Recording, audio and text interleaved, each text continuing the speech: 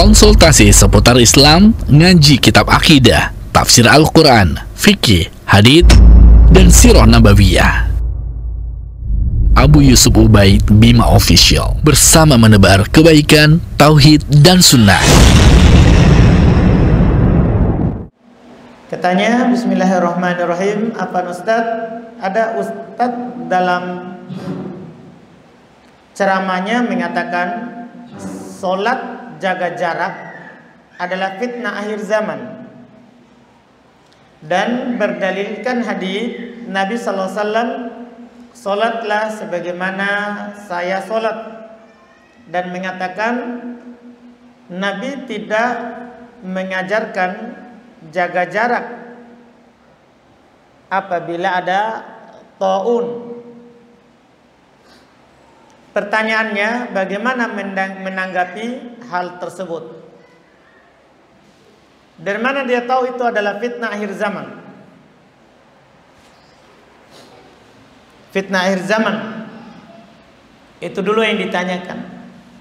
Adapun terkait dengan sholat, dengan menjaga jarak, perlu kita mengetahui bahwa asal permasalahan sholat dengan merapatkan saf tanpa ada udzur itu diperselisihkan oleh para ulama hukumnya. Sebagian ulama mengatakan merapatkan shaf itu hukumnya wajib. Artinya berdosa kalau kita tidak melakukannya, tapi sholat sah. Itu perlu kita pahami. Kita ulangi, sholat dengan menjaga jarak, sholat dengan merapatkan shaf, itu sebagian ulama mengatakan wajib. Tak wajib, kita berdosa kalau sengaja renggang tanpa udzur. Tapi sholat sah. Tapi sholat apa? Sah. Karena hukumnya adalah apa? Wajib. Berdosa tapi sah sholatnya. Mereka berdalil dengan hadits Nabi SAW, yaitu terkait dengan ucapan yang dikatakan ketika meluruskan saf. Di antara yang Nabi ucapkan apa? Sawu sufufakum. Lurus, rapatkan shaf kalian. Ini perintah. Kata mereka asal daripada perintah adalah apa? Wajib. Harus dilakukan. Harus dilakukan.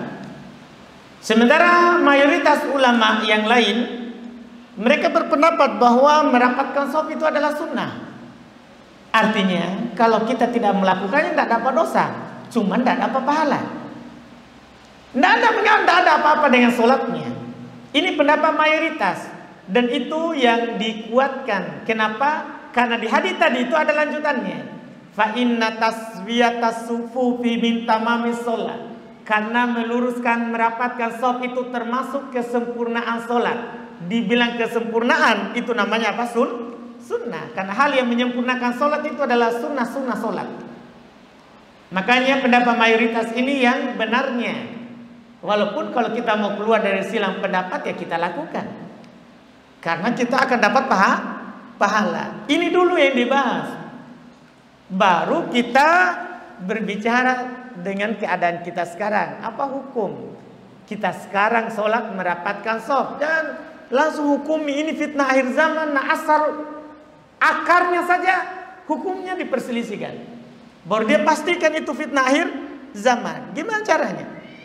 Iya, ini mungkin dia ucapkan mungkin karena jengkel orang kasih renggang shaf.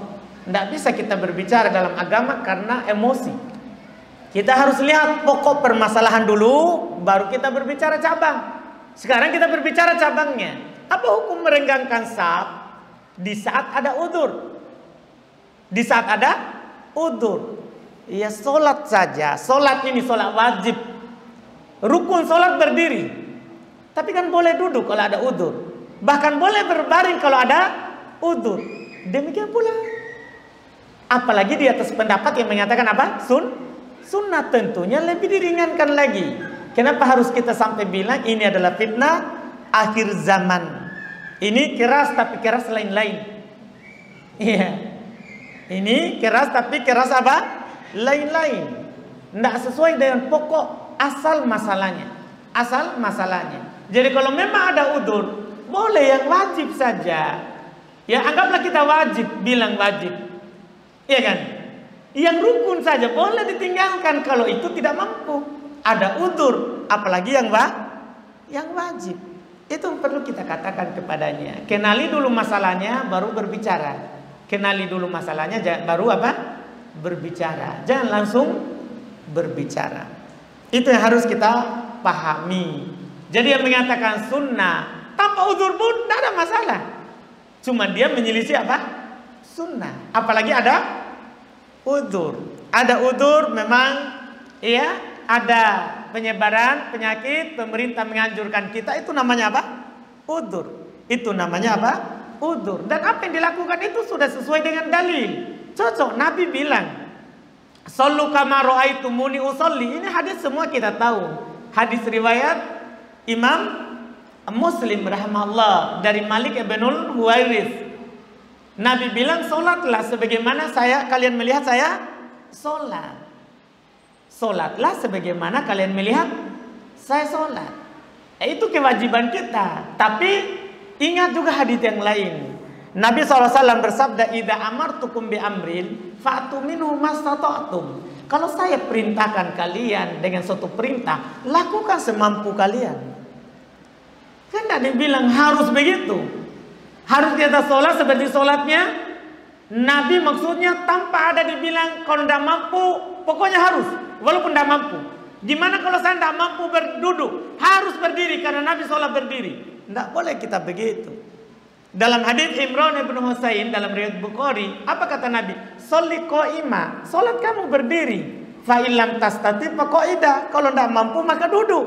Fa illam tastati fa ala jambin. Kalau tidak mampu maka berbaring.